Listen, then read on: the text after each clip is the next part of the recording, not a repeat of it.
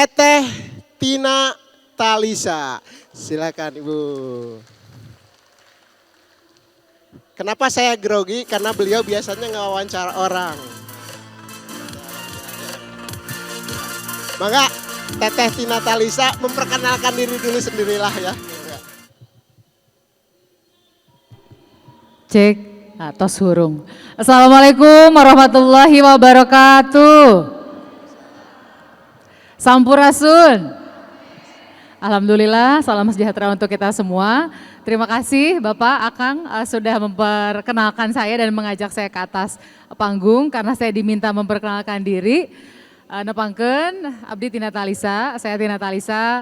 Saya saat ini memang bertugas di Kementerian Investasi, Badan Koordinasi Penanaman Modal sebagai staf khusus Menteri. Tetapi sebelumnya saya memang aktif di media selama lebih dari 10 tahun dan karir saya diawali dari Bandung. Dari penyiar radio di Bandung, penyiar TVRI Jawa Barat Banten waktu itu, kemudian ke Trans TV, TV One, dan terakhir di Indosiar. Jadi terima kasih atas undangan dari Soko Guru. Ini adalah festival yang keren banget. Tepuk tangan dong buat Berani Lokal Festival. Dan saya kembali ke Bandung, tempat saya lahir, tempat saya dibesarkan. Sampai kuliah juga saya di Bandung dan rumah juga masih ada di Bandung. Ya, mangga silakan.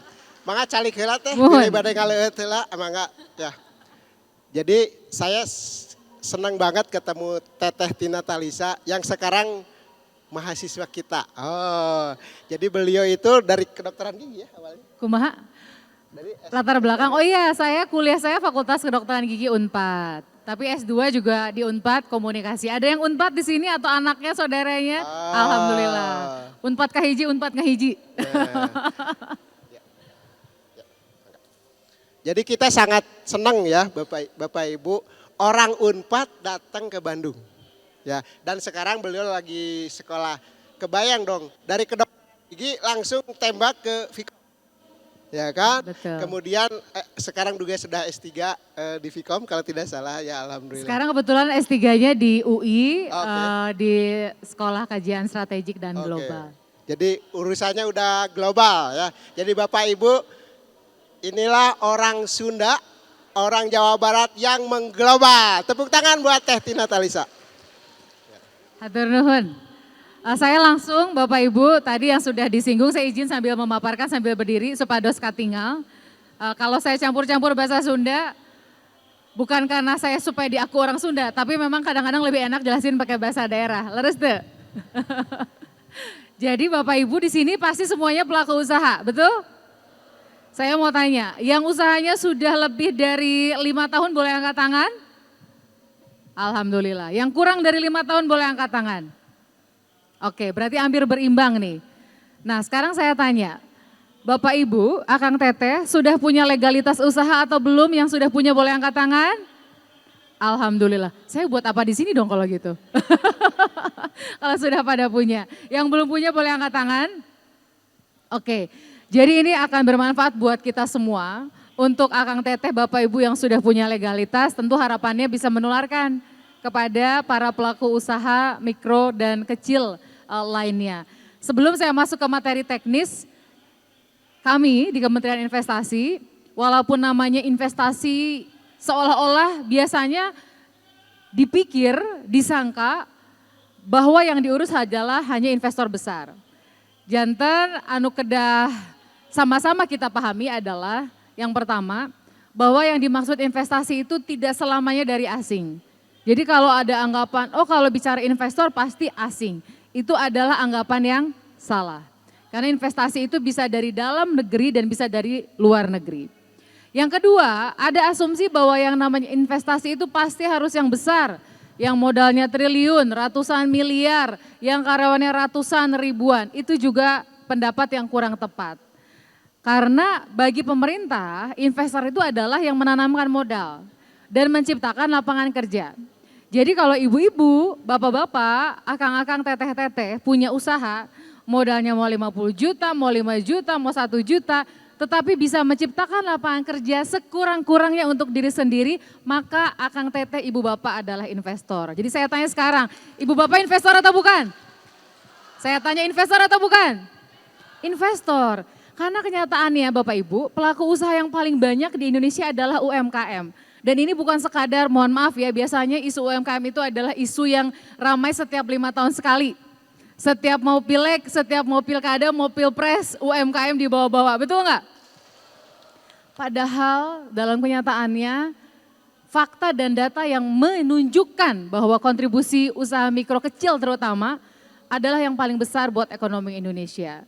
Betapa UMKM Indonesia juga adalah yang paling cepat beradaptasi. Coba saya tanya, yang sebelum pandemi nggak ngerti digital, Cung? Yang sebelum pandemi nggak ngerti digital? Sebelum pandemi nih ya, oke. Setelah pandemi siapa yang Cung jadi tiba-tiba ngerti digital, angkat tangan juga. Tepuk tangan buat kita semua. Nah ini menunjukkan bahwa kemampuan adaptasi pelaku usaha mikro kecil itu luar biasa. Para pembelajar yang hebat. Dan kontribusinya pada penciptaan lapangan kerja sangat banyak. Jadi pemerintah sangat punya kepentingan membesarkan UMKM dan pemerintah sadar masih banyak kekurangan dalam melayani UMKM. UMKM ini mereka yang bisa berdiri sendiri. Pemerintah itu kalau kami di Kementerian Investasi sangat tidak menganjurkan lulusan perguruan tinggi untuk berpikirnya PNS, TNI, Polri, BUMN, dan sabaraha atau etama lokerna oge moal seueur. Yang paling banyak itu diciptakan lapangan kerja oleh swasta dan oleh UMKM. Jadi kalau ibu, bapak, akang teteh punya anak kerja, ya kerjanya bentar aja, berapa tahun setelah itu bikin usaha. Supaya bisa setidaknya menciptakan lapangan kerja buat dirinya dan juga buat lingkungannya. Nah, karena itulah pemerintah berpikir salah satu PR-nya adalah rata-rata pelaku usaha mikro kecil itu informal. Hartosna naon masih tidak punya legalitas. Masih berusaha tanpa legalitas. Padahal dengan legalitas ini akan berdampak untuk usaha berikutnya. Nah kalau dulu kan ada SIUP, leres deh. Yang usahanya mulainya sebelum 2018 pasti mengenalnya SIUP. TDP juga suka ngurusin ya. Kalau di level desa, kelurahan ngurusin SKU juga. Nah sejak 2018 sudah ada namanya nomor induk berusaha. Tetapi masih ada TDP, jadi masih dipisah.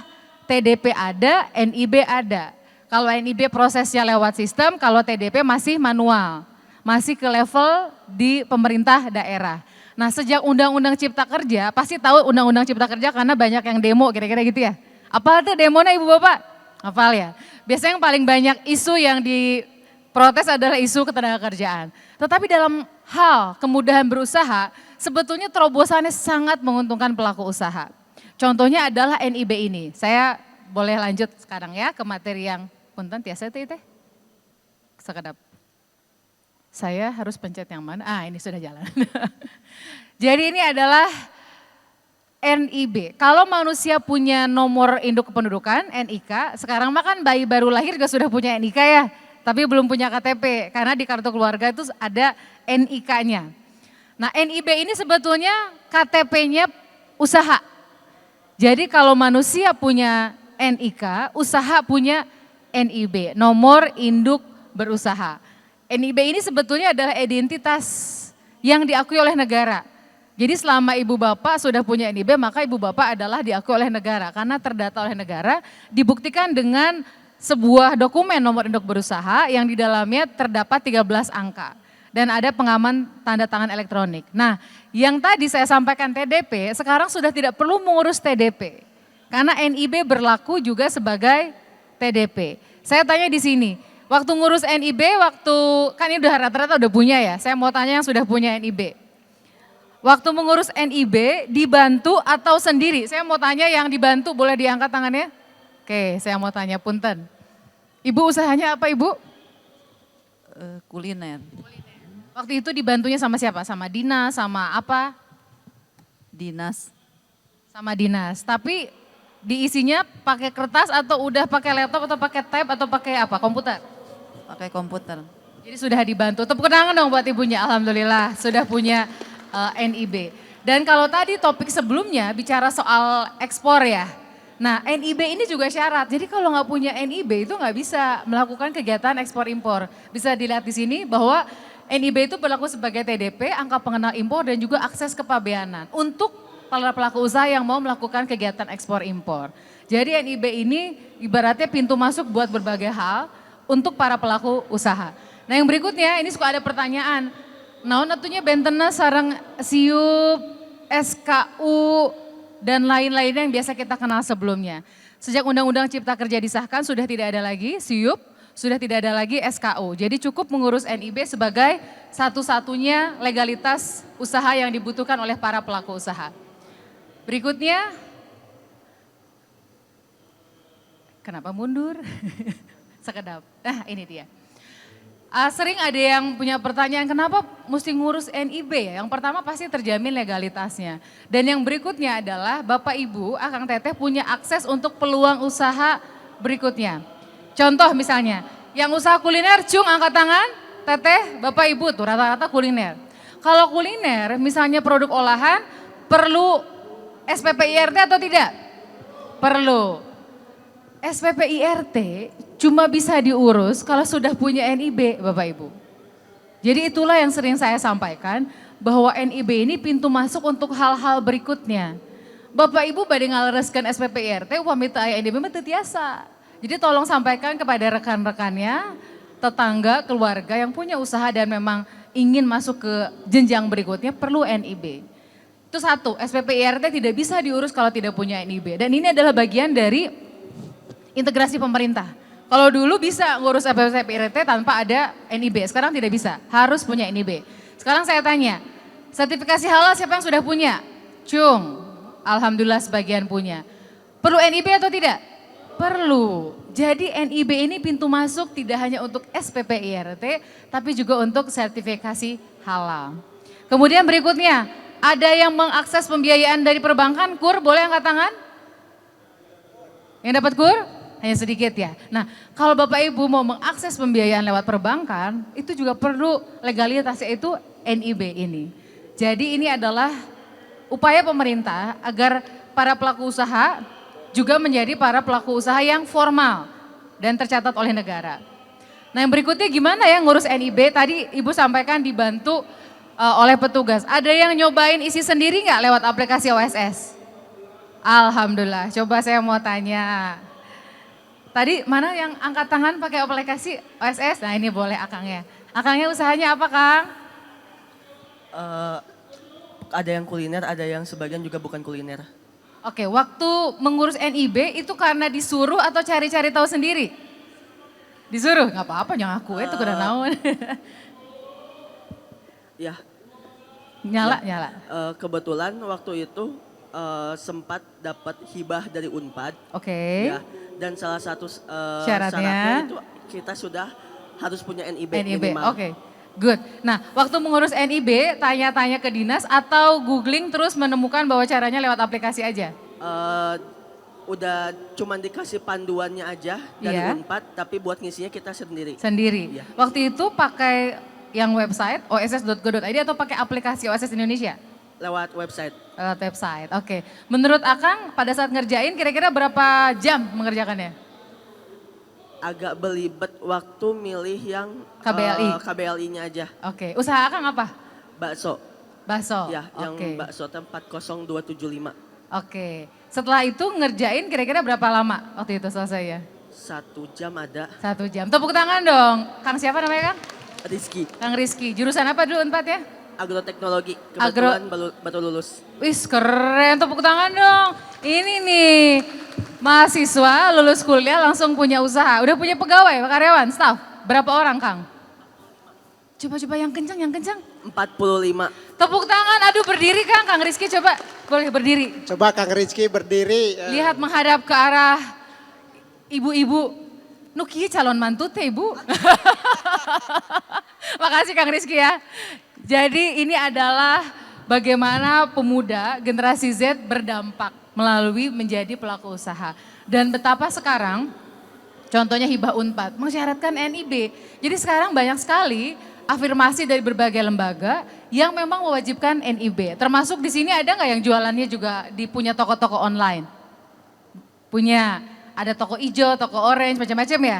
Nah contohnya di toko hijau, jadi kami pemerintah punya banyak mitra. Karena kami sadar pemerintah tidak bisa sendiri. Kami bermitra dengan BUMN, BRI, Mandiri, BNI, kemudian swastanya dengan Tokopedia, dengan Bukalapak, dengan Grab, Gojek, dengan Sampurna karena banyak toko kelontong, Sampurna Retail Community, dengan PNM juga, Ibu-Ibu Mekar. Nah contohnya misalnya di toko yang hijau itu, kalau mau jadi official store itu wajib punya NIB. Jadi ke depan kami akan terus mengintegrasikan agar manfaat NIB itu terasa. Kalau mau apa NIB dulu, kalau mau apa NIB dulu. Jadi ibu bapak yang ada di sini udah tenang karena sudah punya NIB. Nah kalau yang belum tolong kasih tahu ibu bapak, akang teteh, tetangga-tetangga keluarga, itu mengaksesnya cukup mudah lewat aplikasi OSS Indonesia. Sudah tersedia di Play Store dan App Store. Jadi Kang Rizky kalau ke teman-teman yang lain yang punya usaha, itu bisa yang nggak berbasis web, tapi bisa berbasis mobile apps. Ada aplikasi OSS Indonesia dan di sana bisa dengan mudah diisi. Jadi prinsipnya adalah anytime, anywhere, any device. Kapanpun, dimanapun dengan smartphone apa saja.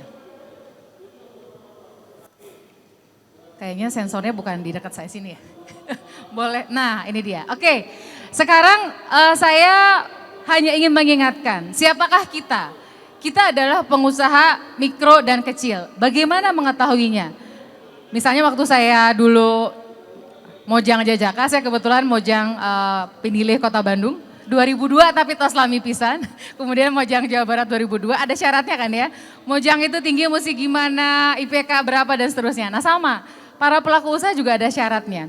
Jadi syaratnya adalah kalau usaha mikro itu yang modal usahanya maksimal 1 miliar rupiah di luar tanah dan bangunan. Misalnya Kang Rizky punya tempat produksi bakso, itu tidak termasuk tempatnya. Tapi modal usahanya itulah yang menunjukkan kita itu termasuk apa, mikro kecil. Saya juga dulu sebelum di pemerintah saya juga punya usaha, ada usaha di bidang konsultan, ada usaha di bidang klinik gigi, kebetulan saya backgroundnya kedokteran gigi. Dan itu ya saya juga baru pelaku usaha kecil gitu ya. Nah pelaku usaha kecil adalah yang modalnya antara 1 sampai dengan 5 miliar rupiah. Jadi misalnya modalnya 1 miliar 100 ribu itu sudah pelaku usaha kecil. Ini berbeda dengan sebelumnya. Kalau dulu yang sebelum Undang-Undang Cipta Kerja misalnya punya NIB tahun 2018, usaha mikro itu yang hanya sampai 50 juta.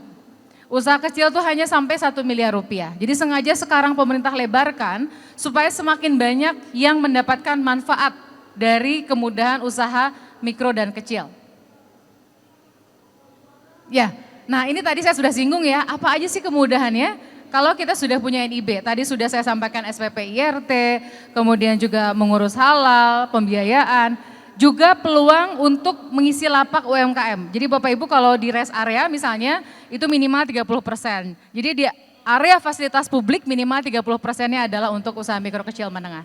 Nah kalau usaha kita termasuk risiko rendah, maka NIB kita berlaku juga sebagai perizinan tunggal. Jadi berlaku sebagai SNI Bina UMK, dan sertifikasi jaminan produk halal jika produk atau jasa kita wajib SNI atau wajib halal. Tapi jangan lupa untuk halal, setelah dapat NIB kita diam aja atau lanjutin prosesnya di si halal.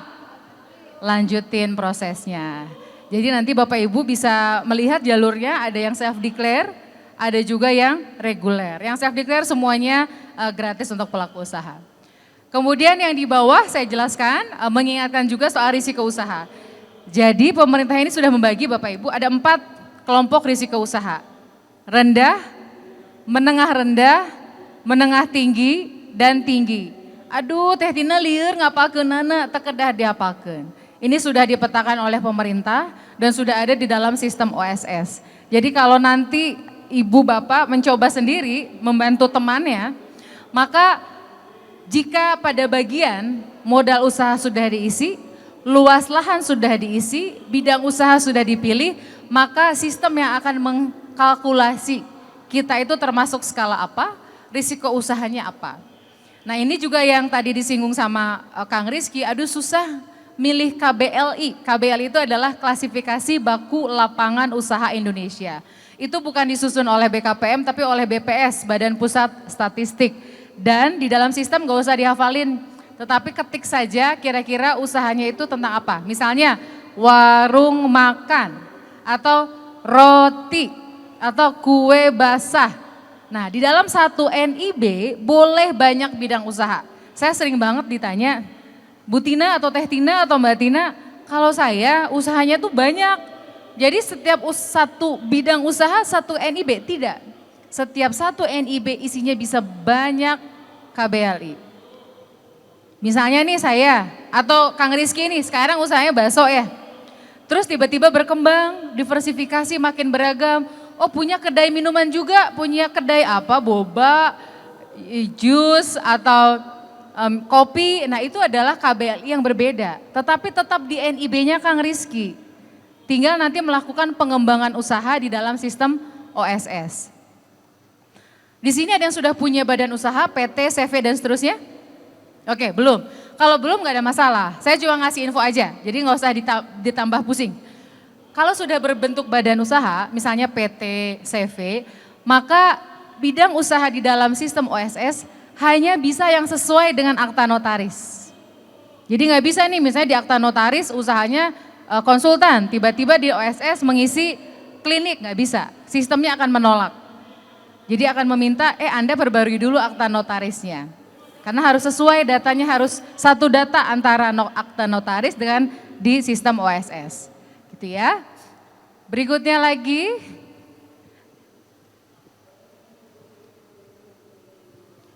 Sekedap.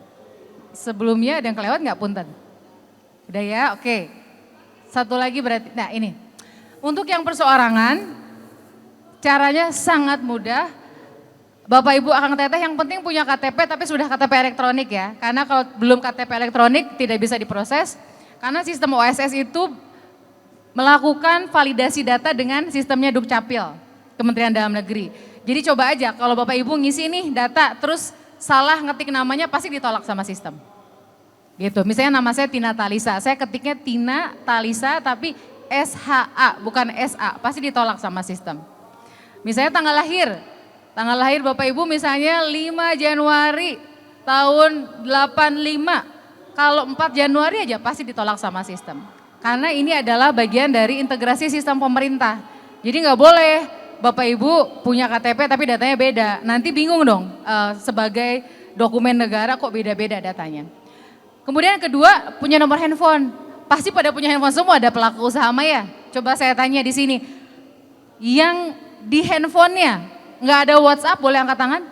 Cung, pasti ada semua. Jadi karena itulah syaratnya adalah punya handphone, nomor handphone aktif yang sudah ada aplikasi WhatsApp-nya. Kenapa itu penting? Karena pada saat melakukan pendaftaran akun, nanti dikirim kode verifikasinya ke nomor handphone untuk membuktikan bahwa yang mendaftar adalah ibu bapak. Jadi kita tidak mensyaratkan email, dulu OSS yang lama mensyaratkan email. Coba saya tanya di sini. Ibu-ibu, terutama ibu-ibu nih ya, saha anu rajin muka email, cung. Yang rajin buka email, alhamdulillah. Tapi nggak nyampe 50%. Nah, jadi dulu saya cerita sedikit ya, waktu saya masuk ke Kementerian Investasi saya tanya, ini kalau ngurus NIB perlu apa? Email. Saya sampaikan, email mah ada ari ibu-ibu mahnya lagi dibuka-dibuka hente-hente gitu ya. Terus dipakainya cuma pas daftar handphone kan, Android gitu kan. Setelah itu lupa passwordnya. Makanya ada praktik-praktik tidak salah dan tidak niatnya buruk. Petugas dari dinas membantu ya kan, meminjamkan emailnya. Betul? Itu sebetulnya bisa tidak sepenuhnya memenuhi standar perlindungan data pribadi. Makanya kami belajar sana sini termasuk nanya sama Bank BRI, kalau bank itu nanya email enggak sih untuk KUR? Tidak. Bank cuma nanya nomor handphone, jadi kami pun mengubah, jadi hanya perlu nomor handphone, kalau ada email silahkan opsional. Tetapi kalau PT, CV, koperasi itu wajib ada email. Jadi hanya yang perseorangan yang tidak wajib email. Yang terakhir adalah ngurusnya ini gimana sih? Ngurusnya pokoknya nggak ada biayanya. Silahkan dicoba sendiri di sistem ngurus NIB itu Kang Rizky aja sambil bingung 1 jam. Dalam pengalaman kami kalau kami coaching klinik dengan berbagai mitra tadi, biasanya yang jago-jago banget digital itu dalam 30 menit bahkan kurang bisa selesai. Demikian dari saya, kalau ada yang mau ditanyakan dengan senang hati dan sekali lagi saya sangat apresiasi kepada Ibu Bapak Kang Teteh para pelaku usaha yang hebat. Tepuk tangan buat Bapak Ibu. Tepuk tangan lagi buat Ibu Teteh Tina. Ya silakan Bapak dan Ibu yang akan bertanya tentang tadi atau mungkin ada yang lain, silakan pertanyaannya. Mangga. 1, 2, 3. Saya sini semua ternyata. Mangga silakan. Di sayap yang sama semua ya. Mangga, Nanti saya sini ya. Ya. Bismillahirrahmanirrahim. Assalamualaikum warahmatullahi wabarakatuh. Nama saya Elva. Kebetulan saya punya usaha di bidang kuliner dan saat ini saya sedang membantu teman-teman juga di UMKM khususnya untuk membuat NIB, Bu. Ya, jadi kalau kesulitan saya, ya alhamdulillah selama ini saya bantu teman-teman UMKM bikin NIB itu sudah hampir 150, hampir 200 mungkin saya bikin. Alhamdulillah, tepuk tangan dong. Ini nih yang kayak gini yang kita butuhin. Nuhun teh, nuhun Iya. pisan. Nah, kebetulan kalau kesulitan saya sih ketika membuat NIB, sebetulnya teman-teman juga mungkin bisa ya bikin NIB sendiri. Hanya karena mungkin mereka, ketidaktahuan mereka memilih KBLI yang biasanya jadi masalah. Nah, kalau kesulitan saya sih, saya seringkali kalau saya kebetulan ngisi di kecamatan atau kelurahan atau di mana gitu, biasanya kan lebih mudah pakai aplikasi yang ada di Android ya. Nah, atau sebetulnya mudahnya sih di web, itu lebih mudah daripada di Android. Nah, cuman kesulitan saya adalah ketika mendownloadnya. Nah, kalau misalkan download di handphone, itu biasanya kita kesulitan untuk mendownloadnya. Nah, apakah ada caranya biar kita bisa mudah mendownload? Karena selama ini saya hanya bisa mendownload kalau saya pakai web. Kalau di Android itu nggak bisa di-download, hanya keluar buka, tapi ketika dicari jejaknya itu nggak ada. Sudah dicari di folder apapun itu nggak ada. Nah, mungkin itu nanti ada bantuan dari Teteh gimana caranya biar saya bisa menemukan si hasil downloadan dari aplikasi. Terima kasih. Terima kasih. Enggak, Lajeng. Assalamualaikum warahmatullahi wabarakatuh. Assalamualaikum. Saya Bu Nining dari Banjaran, Kabupaten Bandung. Kebetulan saya bergerak di bidang craft, limbah perca. Mau tanya Kak, mungkin kalau ke depannya tidak menutup kemungkinan untuk saya membuat bisnis baru gitu. Mungkin kuliner yang berseberangan dengan craft, apakah itu juga harus NIB-nya juga harus diperbarui atau cukup satu saja? Gitu. Terima kasih. Maka silakan. Lajeng. Makasih Bu Nining. Bu Nining.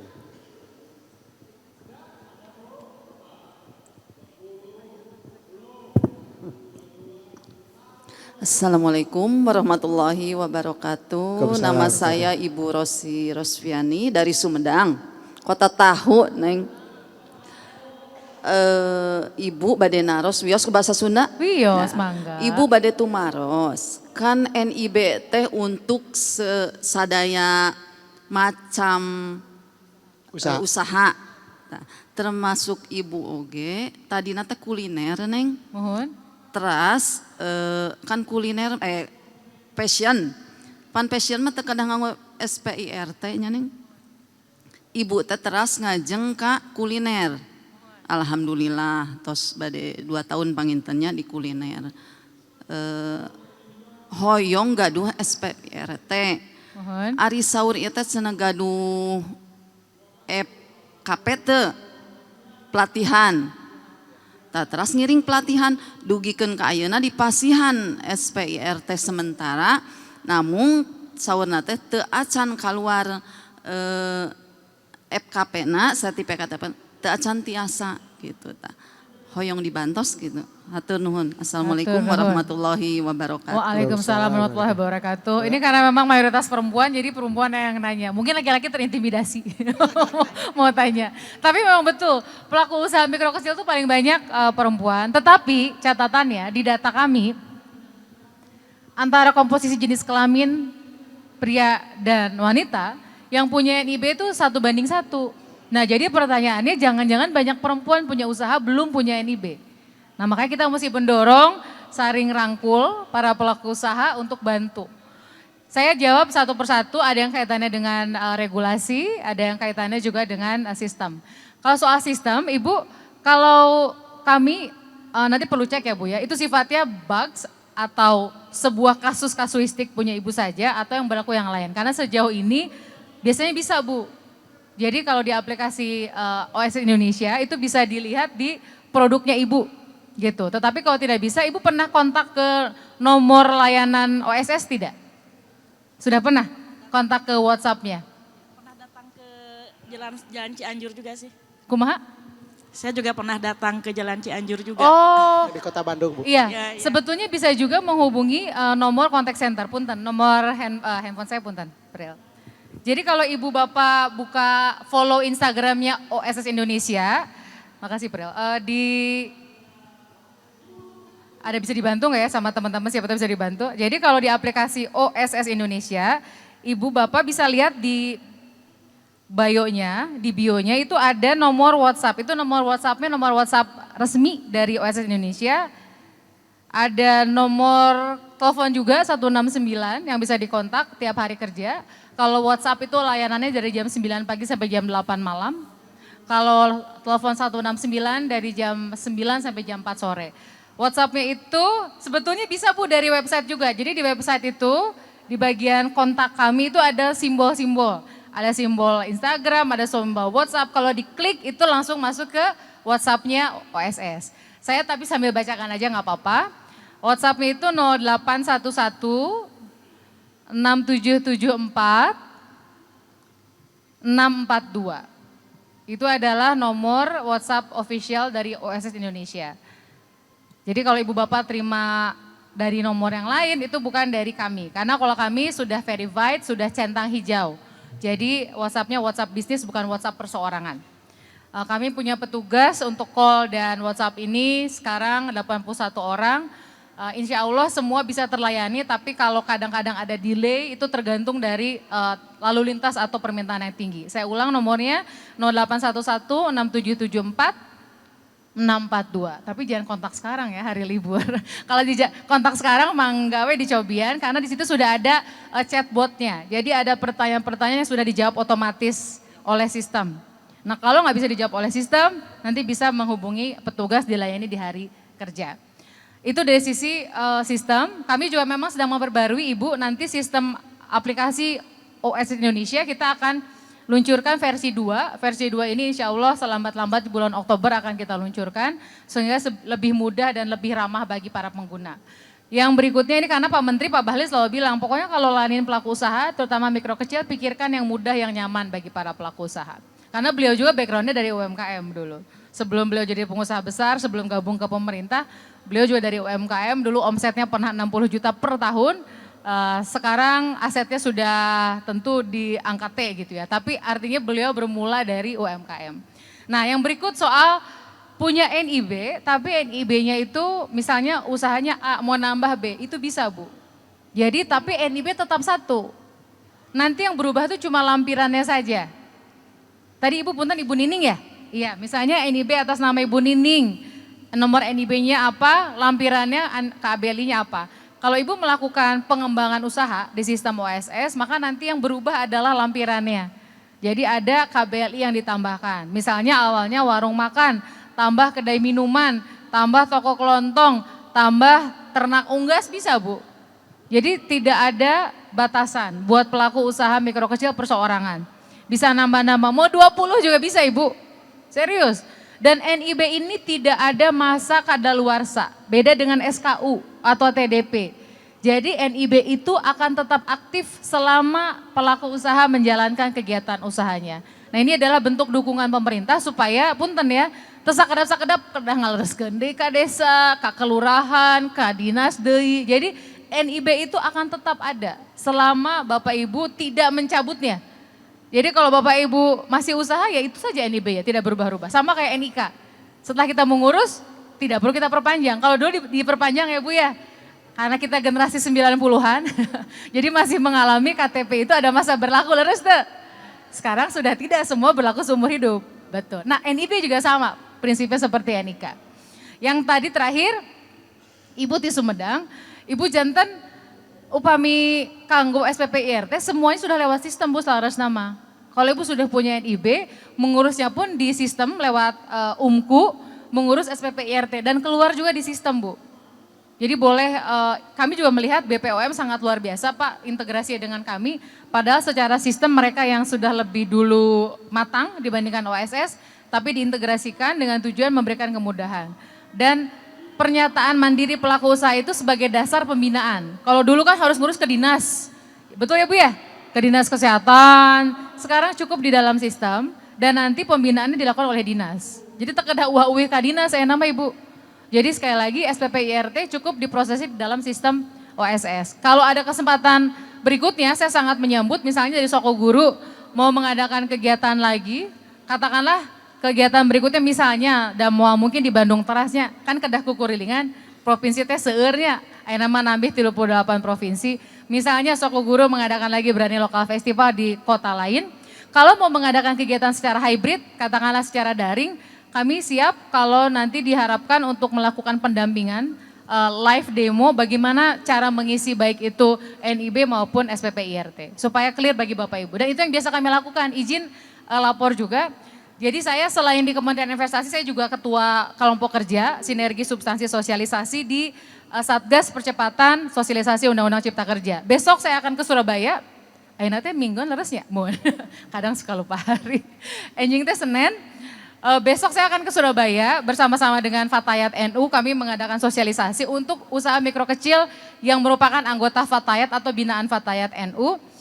Ada 3 hal yang kami lakukan, selain penjelasan seperti ini, lalu live demo atau coaching klinik, mengurus NIB, mengurus SPP IRT, dan mengurus sertifikasi halal. Itu kami lakukan sudah rutin, sebelumnya dengan Kesatuan Nelayan Tradisional Indonesia, sebelumnya dengan Ikatan Wanita Pengusaha Indonesia, nanti juga dengan Aisyah Muhammadiyah. Jadi pemerintah juga sadar betul bahwa yang biasa jadi perpanjangan tangan adalah asosiasi dan juga komunitas. Jangan gitu ya Bu ya, nanti Akang, Teteh, Bapak Ibu dari Soko Guru kalau mengadakan lagi spesifik soal NIB, live demo dan SPP IRT kami akan dengan senang hati membantu.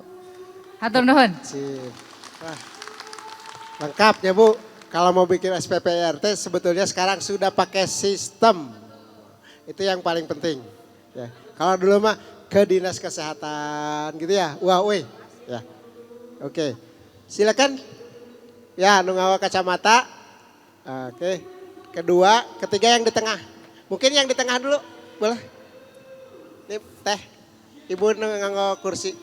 Oh, ya silakan Bapak dulu. Oke, Boleh. cek.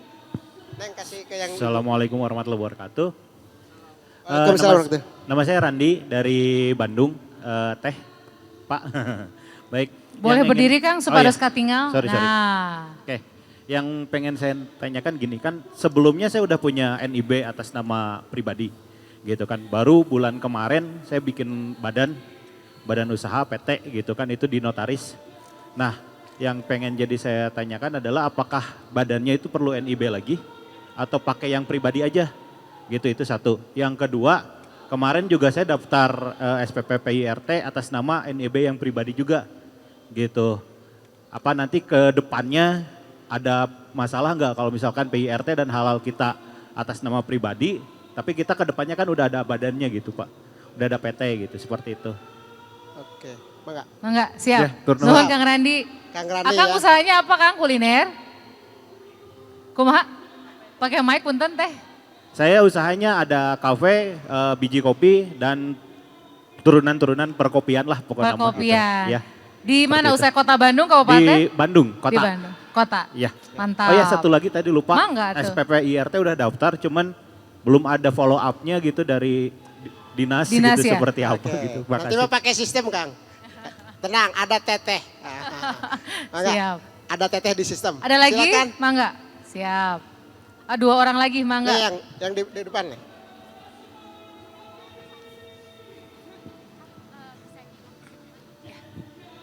Tolong dikasih dulu ke Ibu, Mangga. Ya, Assalamualaikum warahmatullahi wabarakatuh. Waalaikumsalam Waalaikumsalam. warahmatullahi Perkenalkan nama saya Yati, saya dari Kota Bandung. Yang ingin saya tanyakan, saya pernah bikin NIB dibantu oleh petugas. Cuma waktu itu karena kondisi internet, saya udah terdaftar. Cuma pada saat di rumah mau di-download, itu mencarinya sulit. Di sini di OSS-nya itu yang pertama. Terus yang kedua masalah SKU NIB ini kan pemerintah kan udah menggalangkan gitu ya supaya misalnya kalau kita mau penambahan modal misalnya ke bank atau gimana itu memakai NIB. Tapi kenyataannya masih tetap mereka meminta SKU. Dan kami pernah kalau nggak salah ke BRI, itu juga tetap minta SKU gitu. Atau misalnya kita juga dapat beberapa bantuan dari sosial juga tetap minta SKU bukan NIB gitu. Nah itu bagaimana? Itu aja. Terima kasih. Atur nuhun. Ibu dari Kota Bandung atau dari mana Ibu? Ibu di Kota Bandung atau di mana? Ya Kota Bandung. Kota Bandung, Bu. Ya. Nuhun. Nuhun, Bu Eti ya. Enggak. Silakan. Terakhir silakan. Terakhir. Bismillahirrahmanirrahim. Assalamualaikum warahmatullahi wabarakatuh. Waalaikumsalam. Perkenalkan saya dari Kabupaten Bandung. Untuk membuat izin usaha, maksud saya di bidang handcraft.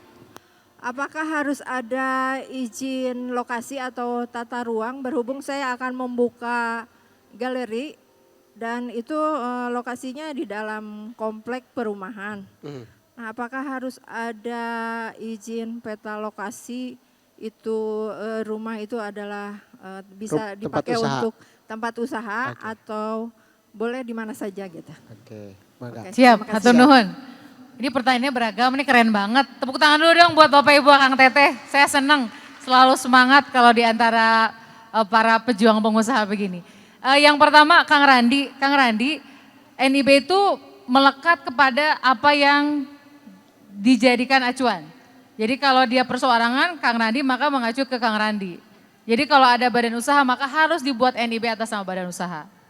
Jadi pertanyaan berikutnya biasanya gini, saya tuh sudah punya NIB pribadi tetapi saya juga adalah penanggung jawab di badan usaha saya. Apakah saya bisa digunakan lagi NIK-nya di dalam sistem? Bisa. Jadi kalau sama-sama perseorangan, misalnya saya nih, KTP saya 1, 2, 3, 4, 5 sampai 12 gitu. Kalau saya membuat NIB lagi tidak bisa. Kalau saya atas nama perseorangan, kan pilih dulu nih usaha mikro kecil, pilih lagi badan usaha atau perseorangan. Kalau perseorangan lalu saya masukkan, oh NIK saya sudah terdaftar, nggak bisa. Jadi pasti ada keterangan NIK sudah terdaftar, tidak boleh dipakai lagi. Ini untuk memastikan bahwa tidak ada NIB double-double. Kalau dulu kan punten ya, KTP kan bisa 2, bisa 3. Sekarang kan udah nggak bisa ya KTP macam-macam. Nah sama, sekarang juga NIB nggak boleh. Kalau sudah punya 1 ya 1. Nah kecuali jika kita adalah penanggung jawab di badan usaha. Misalnya Kang Randi penanggung jawab di badan usaha, maka akan ditanya tuh SK pengesahannya, nama penanggung jawab, termasuk NIK penanggung jawab, itu tidak apa-apa. Kalau kita sudah punya NIB perseorangan, lalu kita juga punya NIB sebagai badan usaha. Dan justru semakin badan usaha semakin butuh NIB Kang. Jadi harus diurus. Dan SPP IRT dan halal juga merujuk kepada si usaha, pelaku usahanya. Entah itu pelaku usaha perseorangan atau badan usaha. Jadi memang harus diurus lagi Kang. Kalau sudah badan usaha. Kemudian ini juga kaitannya biasanya saya senang deh nggak ada yang nanya pajak di sini. Biasanya ada yang nanya pajak, sebelum ditanya saya jelasin aja ya kaitannya ya. Jadi biasanya banyak yang nggak mau urus NIB karena urusan pajak. Leres deh, betul tidak? Oh ternyata nggak ada yang pada takut dong, Jawa Barat mah luar biasa. Tepuk tangan dong buat para pelaku usaha di Jawa Barat. Jadi Bapak Ibu saya bantu menjelaskan sebagai satu kesatuan pemerintah bahwa pajak itu diberlakukan kalau omsetnya lebih dari 500 juta. Jadi kalau omset para pelaku usaha selama setahun kurang dari 500 juta maka tidak dikenai pajak. Jadi kalau misalnya saya punten ya nanya mau ngaku boleh enggak juga enggak apa-apa. Yang omsetnya masih 40 juta atau kurang dalam sebulan boleh angkat tangan? Nah rata-rata di bawah 40 juta. Kalau 40 juta saja sebulan kali 12, 480 juta itu belum objek kena pajak. Yang kena pajak itu adalah jika lebih dari 500 juta. Gimana cara ngitungnya? Ini sekalian Bapak Ibu punten ya, upami kersa mah mangga didugikeun kata tanggi kakulawargi bila aya nu naros. Kalau misalnya omset kita per bulan 50 juta, kali 12 sabaraha? 600, enggak ibu-ibu, wah cepat ngitung ya, 600 juta.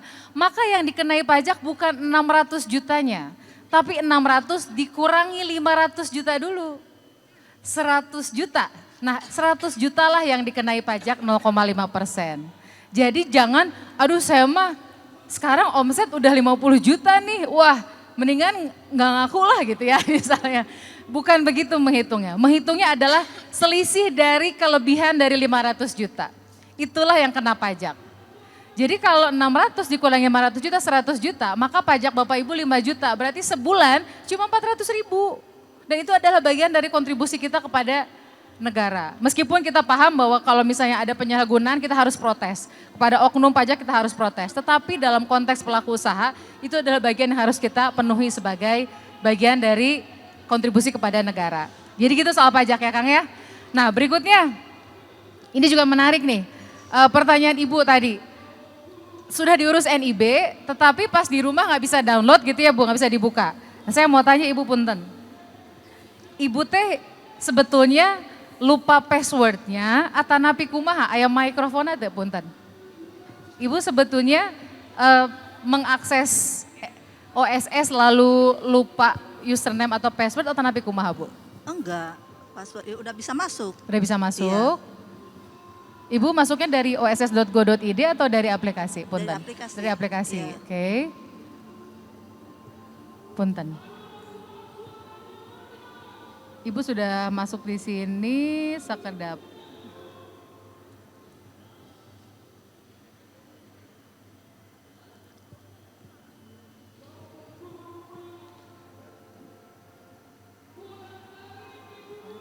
Oh, Ibu mau cari produknya di sini ya Bu ya? Iya. Baik, nanti saya coba pastikan ya Bu ya. Ibu nanti kalau boleh, siapa yang nggak bisa akses juga NIB-nya dari aplikasi boleh angkat tangan nggak? Ada beberapa ya. Nanti boleh dibantu barangkali ya Kang dari Soko Guru dicatat datanya minimal sama nomor handphonenya. Nama sama nomor handphone tapi namanya sesuai KTP sama nomor handphone yang didaftarkan. Nanti kami coba cek kenapa kondisinya itu. Kang betul ya Kang ya, titip ya.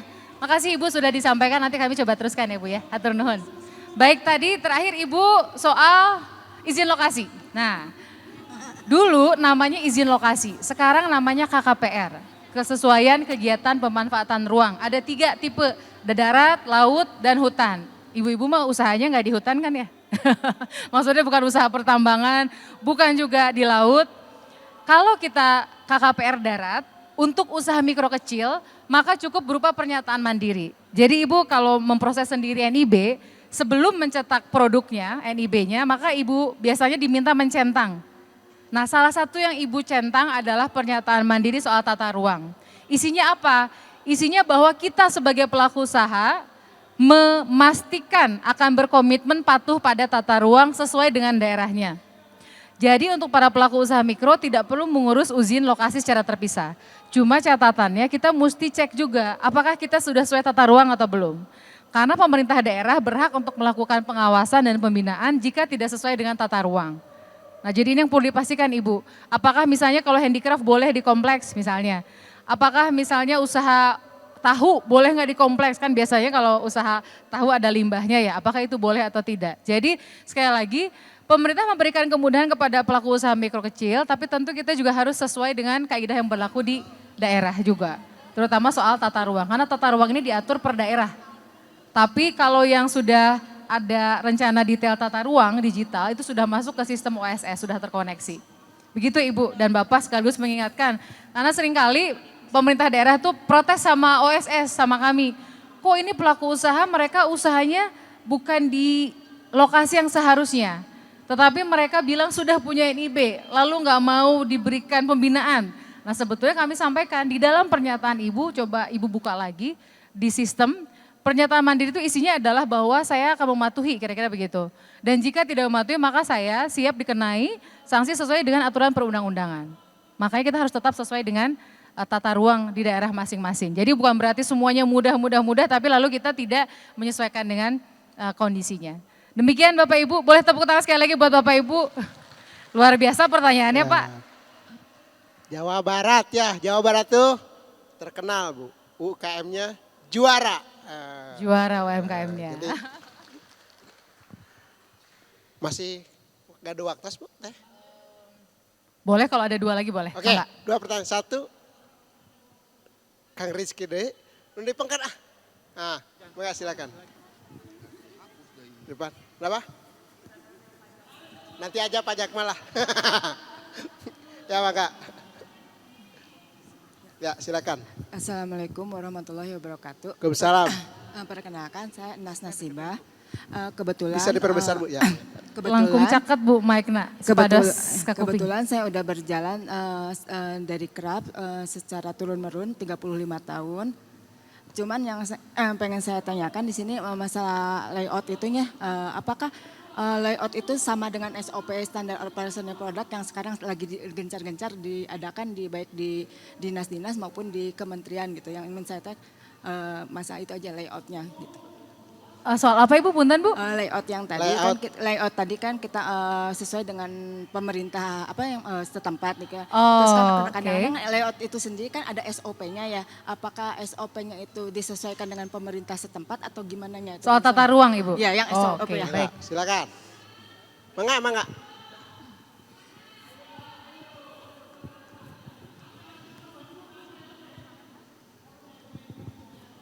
Assalamualaikum warahmatullahi wabarakatuh. Waalaikumsalam. Perkenalkan, nama saya Dewi Hartati dari Kecamatan Solokan Jeruk, Bandung Coret, Bu. Teteh ya. Produk yang saya miliki kuliner, makanan ringan, rempeyek, Bu. Sekarang kan UKM tuh diwajibkan ya, mungkin ya punya legalitas ya minimal NIB.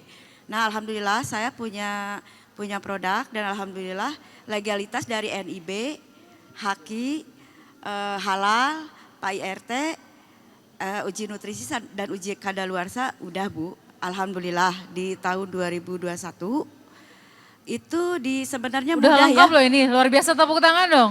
Yang susah tuh Haki. Haki itu biasanya antrinya lama. Iya. 2 tahun karena kan harus cek dulu ada yang protes, sanggah segala macam Iya. ya.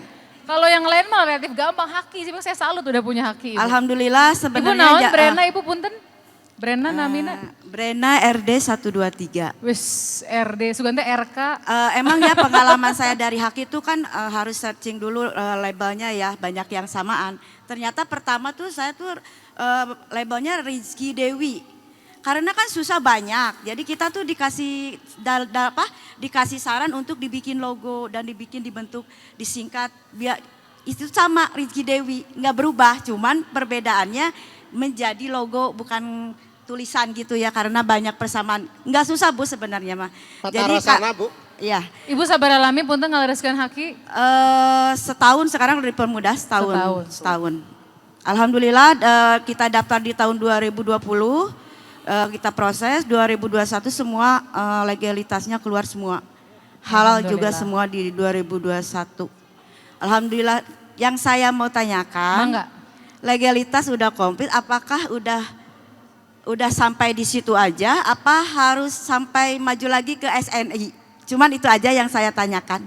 Terima kasih Teh Nita. Mangga, hatur nuhun. Sudah ya? Oh, satu lagi katanya, mangga sakantenan. Satu lagi, penasaran Ibu Yuni.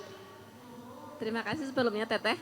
Saya cuma mau menanyakan untuk NIB, sebelum pandemi itu saya gudangnya ngontrak dan alamat di NIB itu di gudang yang saya ngontrak itu.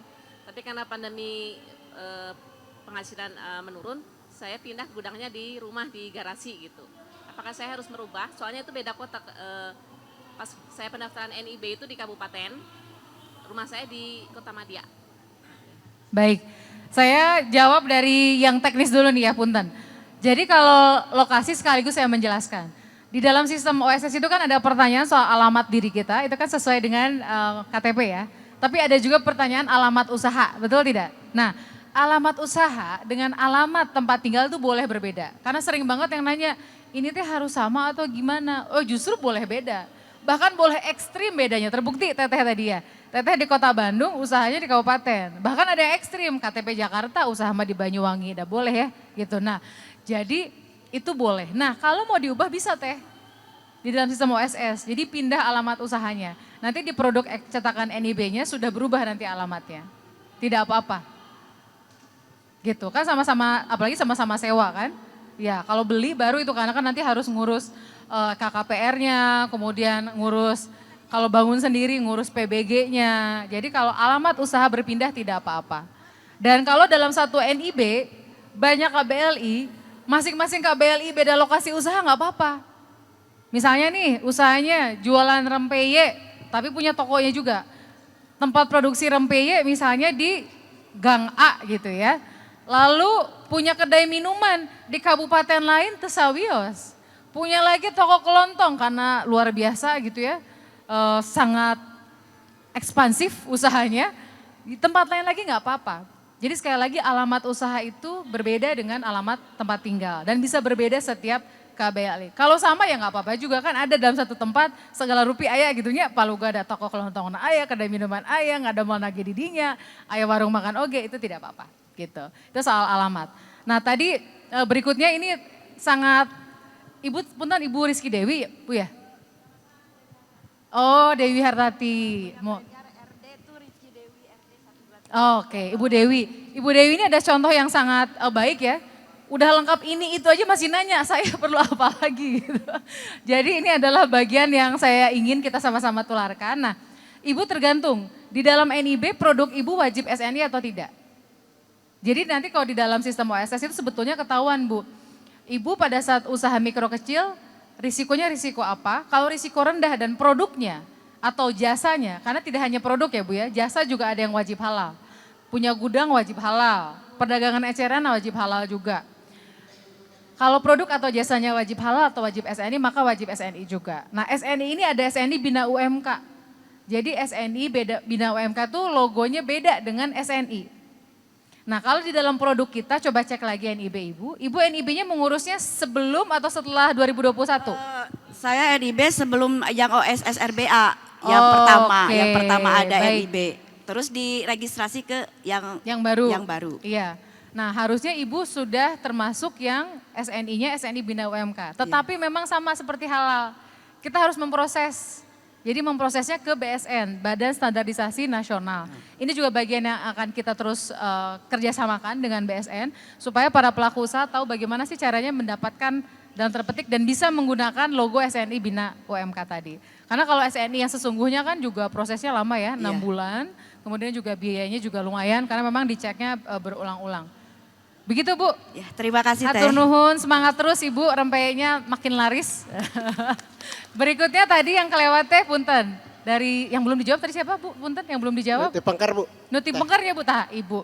Izin lokasi ya Bu ya, layout. Jadi gini Bu, layout itu memang betul, itu tata ruang itu yang mengurus daerah. Tapi bentuknya itu bukan SOP sebetulnya, tapi memastikan bahwa lokasi usaha kita sesuai dengan peruntukannya. Misalnya lokasi tertentu itu adalah lokasi yang boleh untuk usaha, maka berarti kita boleh, nggak perlu lagi misalnya mengurus SOP dan seterusnya. Kalau untuk mikro kecil ya Bu ya. Tapi kalau untuk usaha yang sudah menengah, sudah besar harus mengurus KKPR-nya gitu. Yang penting adalah memang kita punya pemahaman soal peruntukan lokasi di setiap daerah. RT RW-nya lah sederhananya. Kan ada aturannya di setiap daerah. Misalnya daerah tertentu nggak boleh apa, daerah tertentu nggak boleh apa. Nah ini yang memang masih kami perjuangkan supaya semakin mudah diakses oleh pelaku usaha informasinya. Karena kan kalau enggak pelaku usaha susah ya nyarinya ya. Di mana tahu di sini nggak boleh ini, di sana boleh apa gitu ya. Nah ini yang memang kami juga coba telaah lebih dalam, termasuk juga soal keberadaan contoh ya Bu ya, misalnya minimarket modern. Nah ini kan minimarket modern setiap daerah ada yang mengatur ya. Ada yang mengatur jarak sama pasar tradisional, ada yang mengatur dengan A, dengan B, dan seterusnya. Nah ini yang kita harus terus upayakan dari sisi pemerintah supaya lebih mudah diakses. Tapi prinsipnya di daerah ada datanya, nah itu biasanya kita mesti cek sama daerah. Gitu, soal lokasinya itu sesuai atau tidak, sesuai dengan peruntukannya. Begitu Ibu? Siap. Tadi sudah total 9 pertanyaan. Alhamdulillah. Tapi masih ada yang angkat tangan, jadi itulah hebatnya para pelaku UMKM juara Jawa Barat. Terima kasih Teteh. Sekali lagi teman-teman, atos Teh cekap, waktosna ya. Ya, saya juga kalau ketemu sama Teteh itu kapan lagi gitu ya. Tapi insya Allah ada waktunya ya. Tepuk tangan buat Teteh Tina Talisa. Ya. Teman-teman, untuk itu kami persilakan ada pemberian cenderamata dari Bapak, dari CEO Sako Guru, Bapak Pak Nunu, mangga. Iya, sebelum sambil nunggu ke depan saya sambil memberi penyemangat terakhir, mangga sambil diantos ke depan sambil nunggu. Jadi Bapak Ibu sekali lagi mewakili pemerintah, saya sangat berterima kasih, apresiasi kepada para pelaku usaha atas kontribusi dan semangat juang yang tinggi apalagi di masa pandemi, kemudian menyesuaikan diri dan sekarang terus bisa tangguh dan tumbuh. Titip bagi yang sudah punya NIB, jangan berhenti di situ karena masih ada proses selanjutannya. Kalau yang perlu mengurus SPP IRT, hayu kita terusin. Yang perlu ngurusin halal, yuk kita lanjutin. Yang perlu pembiayaan, betul kita harus ke perbankan. Dan saya sepakat sama Ibu, SKU masih diminta, betul. Ini yang kami sedang rapikan dengan Otoritas Jasa Keuangan, supaya OJK mengeluarkan peraturan OJK yang menyatakan kepada perbankan bahwa yang dibutuhkan hanya NIB. Karena saat ini di perbankan memang masih ada Bu regulasi yang membutuhkan SKU. Jadi inilah yang akan kita rapikan agar kemudahannya betul-betul terjadi. Yang masih belum pemerintah lakukan optimal adalah diantaranya kemitraan. Di Kementerian Investasi kemitraan sudah dilakukan, jadi antara usaha besar dan UMKM mesti ada kemitraan. Dan bukan hibah, tapi kontrak kerja. Jadi kontrak misalnya catering, kontrak laundry, kontrak logistik, kontrak angkutan, sifatnya kontrak. Nah, dari Kementerian Investasi kami sudah lebih dari 10 triliun kerjasama ya antara pelaku usaha besar dengan UMKM di berbagai daerah. Ada yang masuk rantai pasok pertambangan, rantai pasoknya usaha perhotelan dan seterusnya. Tetapi memang belum sepenuhnya terjadi di semua kementerian. Jadi harapannya ini yang lebih kita dorong dari sisi pemerintah agar kemitraan terjadi supaya yang tadinya mikro jadi kecil, kecil jadi menengah, menengah jadi besar. Karena dari Pak Presiden menyampaikan itulah yang diharapkan dari Undang-Undang Cipta Kerja. Tidak hanya sekedar punya formalitas usaha tapi bisa naik kelas dari waktu ke waktu. Hatur nuhun, mohon maaf jika ada kekurangan, saya mau tanya dan tolong jawab dengan tepuk tangan kalau sepakat. Bapak Ibu sebagai pelaku usaha merasa bangga atau tidak? Bapak Ibu kalau sekarang sudah sadarkah bahwa Bapak Ibu adalah pejuang yang sangat berkontribusi bagi negara? Silakan tepuk tangan. Bapak Ibu kalau pengen usahanya naik kelas dan sepakat pengen naik kelas, silakan tepuk tangan. Alhamdulillah. Mohon maaf atas segala kekurangan, hatur nuhun bila aya kalepatan, nyuhunkeun dihapunten. Wassalamualaikum warahmatullahi wabarakatuh. Waalaikumsalam warahmatullahi wabarakatuh. Jadi kita deklarasi barusan Bu di Gedung Sate Jawa Barat untuk Indonesia.